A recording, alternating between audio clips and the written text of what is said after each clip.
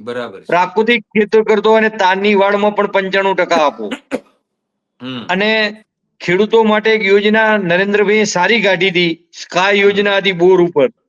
બિલકુલ. સ્કાય યોજના હા, હવે મને ખબર એમને, છે. અને એ સ્કાય યોજના બંધ કરી દીધી એમને, અદાણીને ને એમને બધી કરાવી છે મોટા માથાએ. હમ ભાઈ કે હમ ખેડૂતને બોર ઉપર આપો તો ઈ ભાવ વધારો માંગવાનો નથી, ઈ તમને બરાબર વીજળી છે. આપવાનો જ છે. તો હમ એ સ્કાય યોજના બંધ કરી દીધી. હમ કુસુમ યોજના કેન્દ્ર સરકારે કાઢી છે, તો એ 15 હોર્સ પાવર સુધી ચાલે છે. હમ તો હવે ઈ તો આપણે એક પટ્ટો ગાંધીનગર થી કચ્છ સુધીનો હે, ઈ 1000 ફૂટ બોર વાળો છે.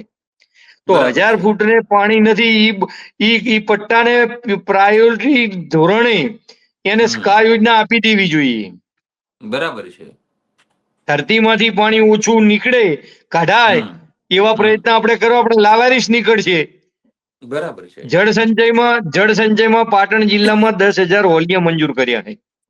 હ એક સહી કરવાના તલાટી 15,000 લે છે. ઓહો. અને ખેડૂત બંધનને હોલિયું મૂકતો નથી, ઠોઠો કું મૂકી દે. તો આ જળ હમ સંચય ના કહેવાય. સરકારે હમ નક્કર જળ સંચય કરવું પડશે ઉત્તર ગુજરાત માટે, નક્કર કામ. જેથી કરીને હમ 400-500 ફૂટનો બોર આપી, 10 નો હમ બોર આપે, અને એવા પાણી જમીનમાં ઉતારવું પડશે. નહીં તો હમ લાવારીસ બહાર નીકળશે આપણા માટે.